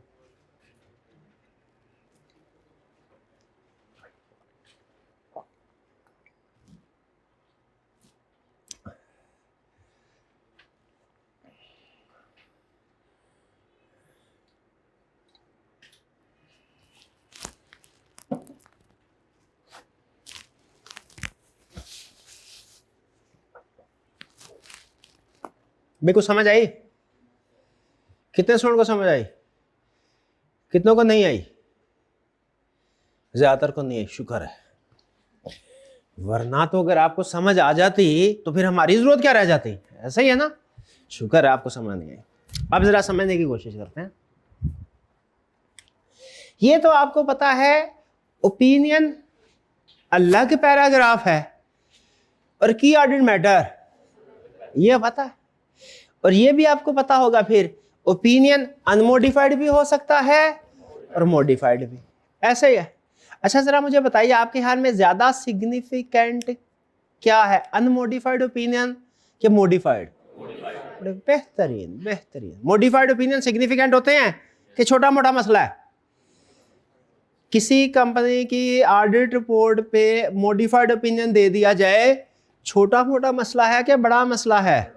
बड़ा, कंपनी की शेयर प्राइस डाउन चली जाती है, शेयर लड़ाइयाँ हो जाती है। एक हमारा क्लाइंट था, सरकारी क्लाइंट था, उसमें एक एरिया, सिर्फ एक एरिया इन्वेंट्री का था, उसमें कुछ इन्वेंट्री मिसिंग थी, पता मिसिंग नहीं, पता नहीं चल रहा था किधर है। वो इतना बड़ा इशू बन गया कि 3 लोगों ने रिजाइन कर दिया, 3 लोगों ने। मुझे आज तक उसका अफसोस होता है, क्योंकि वो इशू आइडेंटिफाई मैंने किया, मतलब एरिया में रही था, एरिया मेरा था, पता नहीं चल रहा था, तो बता भी नहीं रहे थे। लेकिन उनका कसूर मैनेजमेंट का क्या था? इन 3 लोगों का, इनको पता होना चाहिए था कि इन्वेंट्री, वो बाद में एक दूसरी जगह से मिल गई थी इन्वेंट्री, जब उन्होंने रिजाइन कर दिया उसको दूसरी जगह इन्वेंट्री मिल गई थी, लेकिन उन बेचारों ने प्रेशर में आके कर दिया। तो मुझे गिल्ट होता है कि इशू मैंने, लेकिन क्या करें, प्रोफेशन है तो करना पड़ता है, करना पड़ता है। तो एक और एग्जांपल है, बात से बात निकली, एक और एग्जांपल याद आ गई, ये यूएसए की एग्जांपल है। एक कंपनी थी, उसकी एक एम्प्लॉय थी, 60 ईयर्स की एज में रिटायर हुई, फीमेल थी, 60 ईयर्स की एज में रिटायर हुई। लेकिन उन्होंने कहा जी मुझे ज़रूरत है तो मज़ीद जो है ना मेरा एम्प्लॉयमेंट जो एक्सटेंड किया जाए, तो उससे मज़ीद 5 साल के लिए एक्सटेंशन काम करवाया गया। पूरे कैरियर में 1 रुपये का फ्रॉड नहीं किया, लेकिन पता चला, इन्वेस्टिगेशन में पता चला कि जब एक्सटेंडेड पीरियड के 2 साल के बाद उन्होंने कुछ थाउजेंड्स ऑफ डॉलर का फ्रॉड किया। जब इन्वेस्टिगेशन हुई तो पता चला, उन्होंने कहा जी मेरा एक ही बेटा था और मेरा बेटा और बहू एक जगह पे जा रहे थे, इकट्ठे एक्सीडेंट हुआ, दोनों फौत हो गए। अब उनके 2 बच्चे, 2 या 3 बच्चे थे, उनकी परवरिश जो है ना वो मेरे ऊपर आ गई है और मेरे पास कोई सोर्स ऑफ इनकम नहीं था। मैंने इसीलिए कहा था कि मुझे मज़ीद एक्सटेंशन दी जाए एम्प्लॉय में, और बच्चे चूँकि अब स्कूल गोइंग हुए थे तो अखराजात बढ़ गए थे, तो मेरे पास इतने पैसे नहीं थे सैलरी में से कि मैं उनको पढ़ा सकूं, तो मैंने इसलिए सिर्फ उतना ही फ्रॉड किया जितना कि स्कूल की फीस के लिए ज़रूरी था। बताइए एज ऑडिटर, एक्सटर्नल ऑडिटर, अगर ये केस आपके सामने आए, आप उसे रिपोर्ट करेंगे कि नहीं डायरेक्टर को, मैनेजमेंट को? करेंगे या छुपा लेंगे? करेंगे, शाबाश, ठीक है। पर्सनल फीलिंग अलग से, थोड़ा सा हमदर्दी ज़रूर है हमें, लेकिन प्रोफेशनल रिक्वायरमेंट को कंप्रोमाइज़ नहीं किया जा सकता, ठीक है। तो मुझे भी उस बंदे से हमदर्दी ज़रूर है, उन 3 लोगों से, रिज़ाइन कर दिया उन्होंने, लेकिन प्रोफेशनल रिक्वायरमेंट को कंप्रोमाइज इशू था, मैंने आइडेंटिफाई करना था, डायरेक्टर को कम्युनिकेट करना था, किया। उनको चाहिए था कि पहले उन्हें पता होता कि भैया ये कुछ सामान ऐसा है, हमारे अपने पास जगह नहीं थी, हमने वेंडर से कहा था कि परचेज कर लिया हमने, लेकिन इसे रखो अपने पास, हम बाद में मंगवा लेंगे तुमसे। अब जाहिर है जिस बंदे ने ऊपर सिर्फ फाइलों पे साइन करने, उसे इन चीज़ों का तो अंदाजा नहीं होता, ये भूल जाते, बहरहाल चले वापस आ जाते हैं। तो बताना ये क्या चाह रहा था मैं, कि सिग्निफिकेंट इशू रिपोर्ट अनमोडिफाइड और मॉडिफाइड इशू सिग्निफिकेंट होते हैं कि नहीं होते? बिल्कुल होते हैं। अब ये देखिएगा, मॉडिफाइड ओपिनियन भी सिग्निफिकेंट है, एग्री करते हैं, की ऑर्डर मैटर भी सिग्निफिकेंट है, एग्री करते हैं। ये है मॉडिफाइड ओपिनियन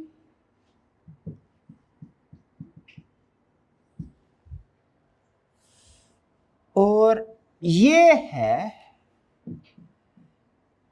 की ऑडिट मैटर, ये ध्यान में रखिएगा, ठीक है।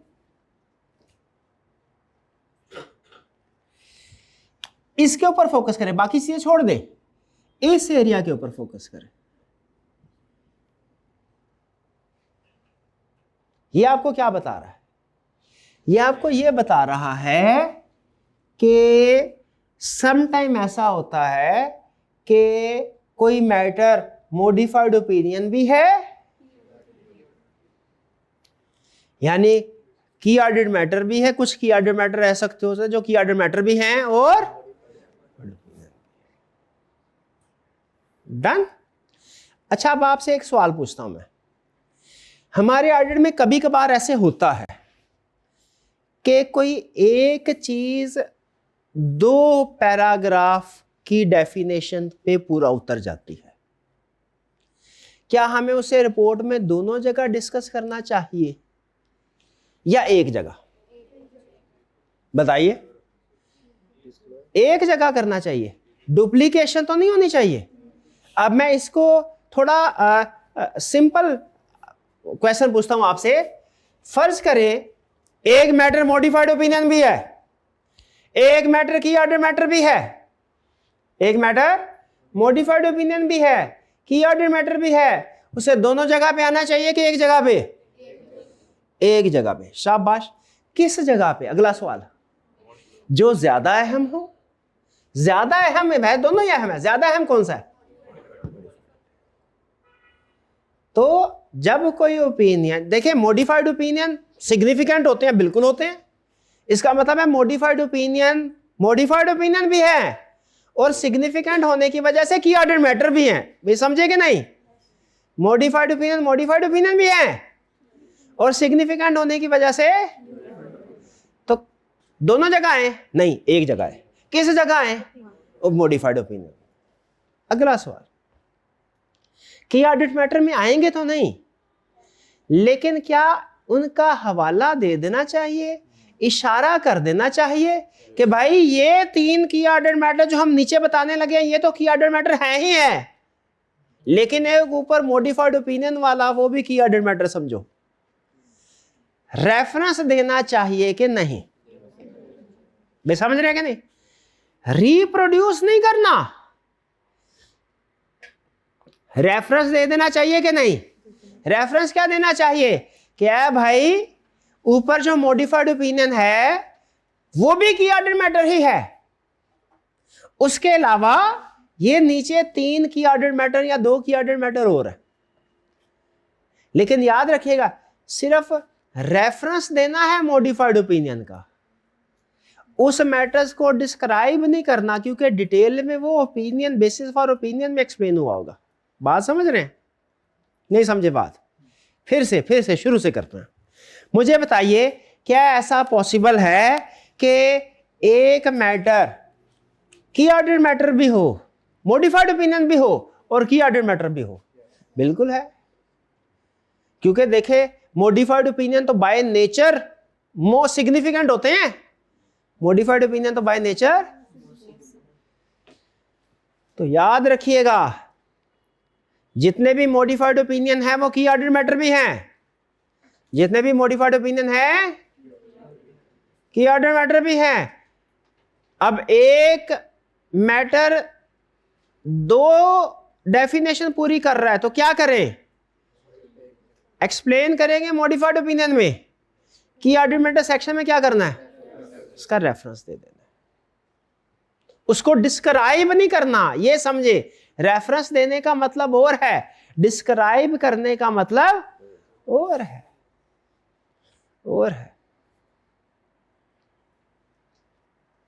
ठीक है?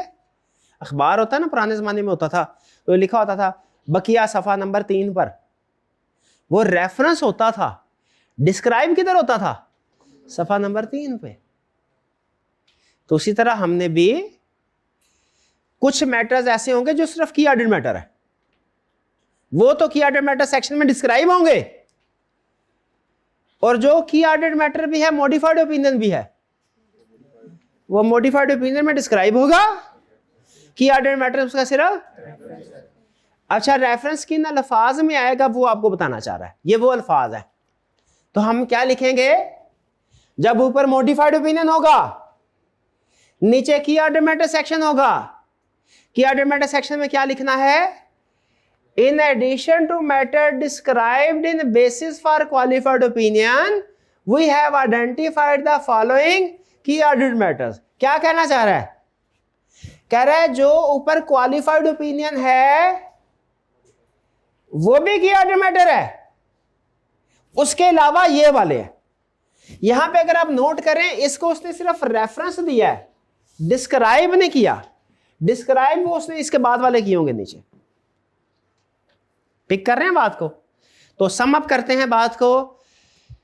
अगर आप किसी ऑडिट रिपोर्ट में मॉडिफाइड ओपिनियन एक्सप्रेस करें तो याद रखें, मॉडिफाइड ओपिनियन तो है ही है, लेकिन एक सिग्निफिकेंट इशू होने की वजह से की ऑर्डर मैटर भी है। लेकिन चूंकि मॉडिफाइड ओपिनियन और बेसिस फॉर ओपिनियन पैराग्राफ में डिस्क्राइब होते हैं, इस वजह से उन्हें की ऑर्डर मैटर में रिप्रोड्यूस नहीं किया जाता, सिर्फ रेफरेंस दिया जाता है। रेफरेंस किन अल्फाज में दिया जाएगा? वो ये अल्फाज है, क्या? इन एडिशन, ये है reference. In addition to matter described in basis for we have identified following. ठीक है, यानी कह रहा है वो भी की ऑर्डर मैटर है, उसके अलावा ये वाले हैं। डन। आगे, when there are no key order, कैसा पॉसिबल है किसी ऑडिट में कोई भी की है लिस्टेड कंपनी है क्या? अनमोडिफाइड ओपिनियन दे रहे हैं, क्या ऐसा पॉसिबल है कि कोई भी की ऑर्डर मैटर ना हो? देखिए 3 हो सकते हैं की ऑर्डर मैटर 10 हो सकते हैं, 10 नहीं, 10 नहीं हो सकते, 10 बहुत ज्यादा।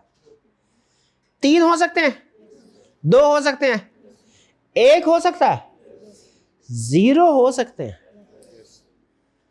स्टैंडर्ड इसकी इंटरप्रिटेशन में कहता है ये रेयर होता है कि लिस्टेड कंपनी में कोई भी की ऑर्डर मैटर ना हो, लेकिन हो सकता है, रेयर है लेकिन हो सकता है, क्योंकि लिस्टेड कंपनी के नॉर्मली ऑपरेशन बड़े होते हैं तो उनमें की ऑर्डर मैटर होता ही होता है, और कोई भी ना हो तो रेवेन्यू तो हो ही जाता है। लेकिन सम टाइम ऐसा होता है कि कोई लिस्टेड कंपनी है, वो 80 की यूनिट होते हैं, यानी है लिस्टेड कंपनी लेकिन ऑपरेशन कोई नहीं है, उसके पूरा साल काम नहीं किया, फैक्ट्री बंद पड़ी है। बाज़ औक़ात ऐसा होता है, फैक्ट्री बंद पड़ी है। अब कंपनी चूंकि फैक्ट्री बंद है, कंपनी वाइंड अप नहीं हुई, फैक्ट्री बंद है, कंपनी वाइंड अप नहीं हुई, रेयर केस है ना, इसका ऑडिट करवाना होता है क्योंकि कंपनी तो है, लेकिन उस ऑडिट में की ऑर्डर मैटर कोई नहीं होगा। क्यों नहीं होगा? क्योंकि ऑपरेशंस ही नहीं है। ये रेयर केस है, ये उस केस को डिस्कस कर रहा है कि जब कोई भी की ऑर्डर मैटर ना हो। गैस करें की ऑर्डर मैटर सेक्शन 2 ऑप्शन दे रहा हूं, अगर ऑडिट में कोई भी की ऑर्डर मैटर नहीं, ऑप्शन नंबर 1 की ऑर्डर मैटर सेक्शन गायब कर दो। नंबर 2 की ऑर्डर मैटर सेक्शन इंक्लूड हो लेकिन उसमें लिख दिया जाए कि कोई की ऑर्डर मैटर नहीं, क्या बेहतर है? सेक्शन इंक्लूड करते हैं, क्योंकि गायब सिर्फ डिस्क्लेमर ऑफ ओपिनियन के केस में कर सकते हैं। अगर डिस्क्लेमर ऑफ ओपिनियन नहीं है फिर की ऑर्डर मैटर, और किन अल्फाज में? फिर अल्फाज क्या लिखेंगे? We have determined that there are no key order matters to communicate in our report. Okay जी। फिर documentation and communication with 2 charge with governance. क्या की ऑर्डर मैटर के हवाले से डायरेक्टर्स को कुछ कम्युनिकेट करना है? क्या की ऑर्डर मैटर के हवाले से डायरेक्टर को क्या कम्युनिकेट करना है? कह रहा है आईएसए रिक्वायर करता है ऑडिटर को कि आपने ये देखिए 2 चीजें हैं, क्या डॉक्यूमेंटेशन, एक है कम्युनिकेशन। डॉक्यूमेंटेशन का मतलब क्या है कि वो कौन सी चीजें हैं जो ऑडिटर ने लिख के अपने पास संभाल के रखनी है। डॉक्यूमेंटेशन का मतलब क्या है? वो कौन सी चीजें हैं जो ऑडिटर ने लिख के अपने पास संभाल के रखनी है, ये है डॉक्यूमेंटेशन। और कम्युनिकेशन का मतलब क्या है? वो कौन सी चीजें हैं जो किसी पार्टी को, थर्ड पार्टी को बतानी है। कम्युनिकेशन कभी दोस्त चार्ज विद गवर्नेंस के साथ होगी, कभी मैनेजमेंट के साथ होगी, कभी रेगुलेटरी अथॉरिटी के साथ होगी। कम्युनिकेशन कभी लॉयर के साथ होगी। कम्युनिकेशन है ना, किसी के साथ भी हो सकती है for the purpose of audit. तो डॉक्यूमेंटेशन और कम्युनिकेशन में फर्क समझ आया? दोनों का मतलब अलग है। डॉक्यूमेंटेशन का मतलब क्या है? लेके अपने पास रखना है। कम्युनिकेशन का मतलब क्या है? Third party. कह रहा है डॉक्यूमेंट, ये डॉक्यूमेंटेशन रिक्वायरमेंट है और ये कम्युनिकेशन की रिक्वायरमेंट है। जिसे ये ना कम्युनिकेशन पूछे डॉक्यूमेंटेशन लिख दे, डॉक्यूमेंटेशन पूछे तो दोनों लिख दे। डॉक्यूमेंटेशन का मतलब अलग है। डॉक्यूमेंट क्या करना है? Matters that require significant attention. Significant matters लिखो, डन। यानी ऑडिट में जो जो बड़े बड़े वकूए हुए सिग्निफिकेंट वो लिखो। फिर वाई इन सिग्निफिकेंट में से कुछ की ऑर्डर मैटर होंगे, कुछ नहीं होंगे। भाई ऐसा ही है। कह रहा है अपने पास सिग्निफिकेंट मैटर्स की लिस्ट लिखो, उनमें से फिर बताओ कौन से वाला मोस्ट सिग्निफिकेंट है और कौन से वाला नहीं है। रीजन बताओ why each matter was treated as key order matter और why no key order matters were identified।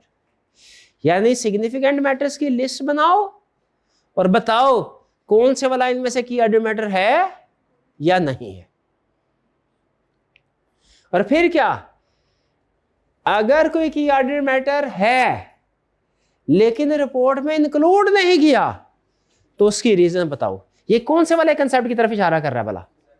Exception वाला, ये चीज एक्सेप्शन वाले की तरफ लिखेंगे अपने पास, ठीक है।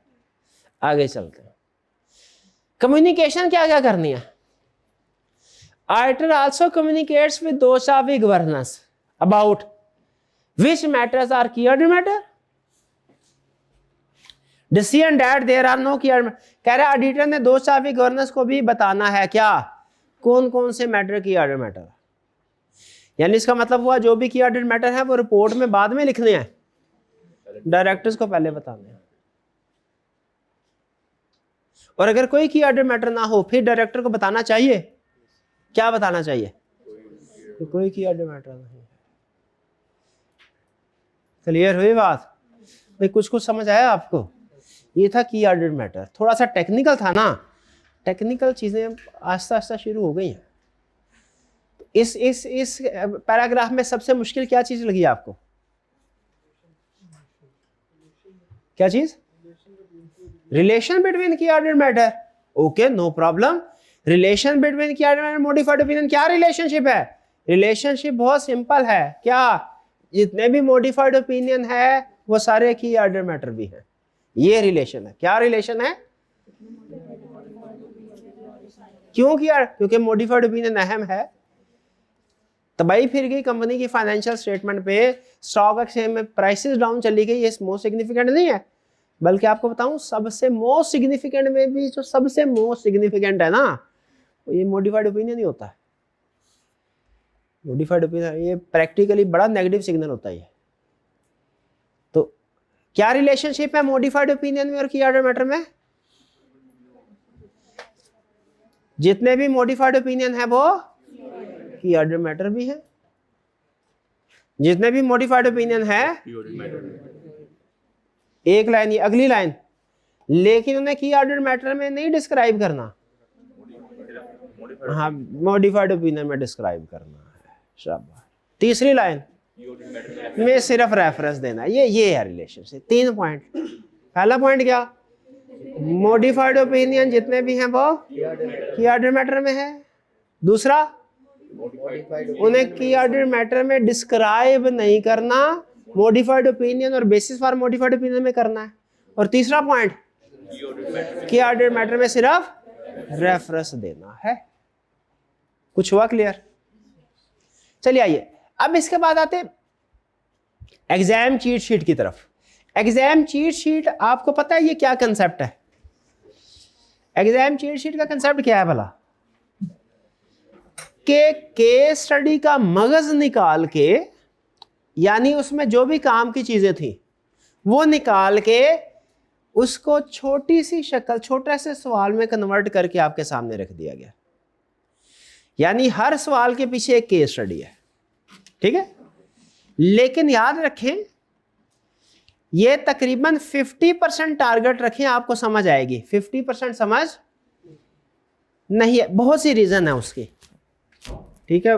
अभी चूंकि स्टार्ट है समझे इसलिए, क्योंकि केस स्टडी के अंदर ना बाज़ औक़ात ऐसा होता है मल्टीपल टॉपिक्स टेस्ट हो रहे होते हैं, तो ये ऐन मुमकिन है कि किसी एक शॉर्ट क्वेश्चन में कोई ऐसा कंसेप्ट भी हो जो भी आपने नहीं पढ़ा, तो वो आप नहीं कर सकेंगे। तो जितनी भी एग्जाम चीट शीट है, अगर आपने 50% समझ ली तो समझे कि काम हो गया हमारा। ज़रा ये देखते हैं, और ये याद रखें शॉर्ट फॉर्म में है, क्योंकि इनका मकसद यही है क्या, कम से कम वक्त में ज़्यादा से ज़्यादा आपकी प्रैक्टिस करवाना, ये मकसद है। पहला, इम्पेयरमेंट रिकॉर्ड की गई है जो कि स्लाइटली बिलो ऑडिटर एस्टीमेट है, इममटीरियल डिफरेंस है।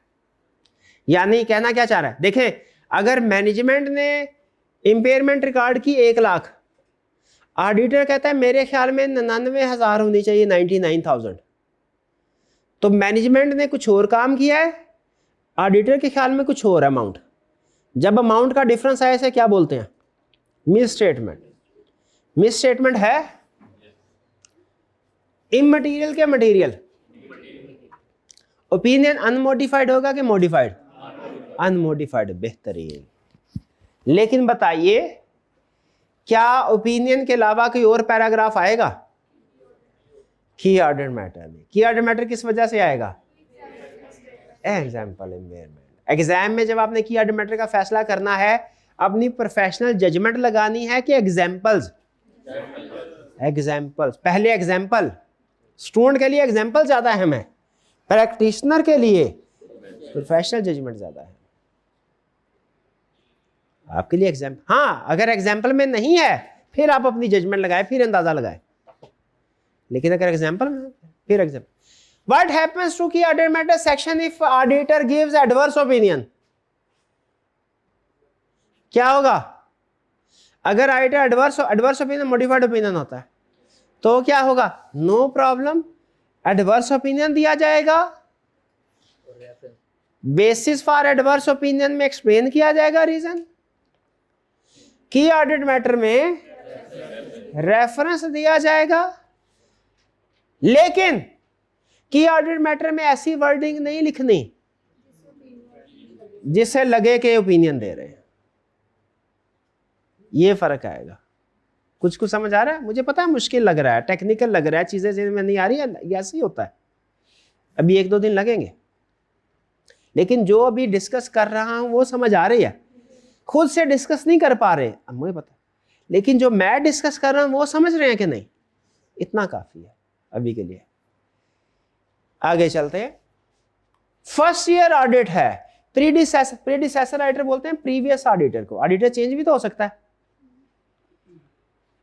फर्स्ट ईयर ऑडिट है, प्रीडिसेसर ऑडिटर ने ऑडिट किया last year, this year IFRS 16 adopted with big adjustment. IFRS 16 with big adjustments. Big मतलब significant है। IFRS 16 अप्लाई किया है, बताइए नॉर्मल है कि मोस्ट सिग्निफिकेंट? ये क्या हुआ फिर? की ऑडिट मैटर। ये एग्जाम्पल में था, ये एग्जाम्पल में नहीं था। हाँ, इसका मतलब है नया स्टैंडर्ड अप्लाई हो वो भी की ऑडिट मैटर होगा। काउंटिंग पॉलिसीज चेंज हो की ऑडिट मैटर। ये काउंटिंग पॉलिसी है स्टैंडर्ड, ये भी उसमें एग्जाम्पल लिस्ट में लिख सकते हैं आप। New standard are new counting policies are key audit matter.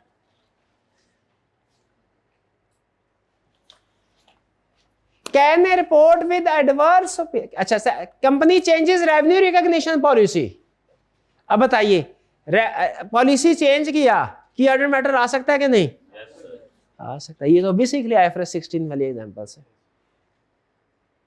Example में नहीं था ये चेंज इन काउंटिंग पॉलिसी या चेंज इन स्टैंडर्ड, फैक्टर्स में है। ओके, होना चाहिए था एग्जांपल में भी। एग्जांपल चले, can a report with adverse opinion also include की ऑडिट मैटर? क्या एडवर्स ओपिनियन दिया हो कि ऑडिट मैटर इंक्लूड कर सकते हैं रिपोर्ट में? कर, बस एहतियात करनी होती है। हाँ। अच्छा, अगर डिस्क्लेमर ओपिनियन दो फिर की ऑडिट मैटर इंक्लूड कर सकते हैं? फिर नहीं करना, फिर नहीं करना। फिर should matter causing A qualified opinion be included in की ऑडिट मैटर? बताइए,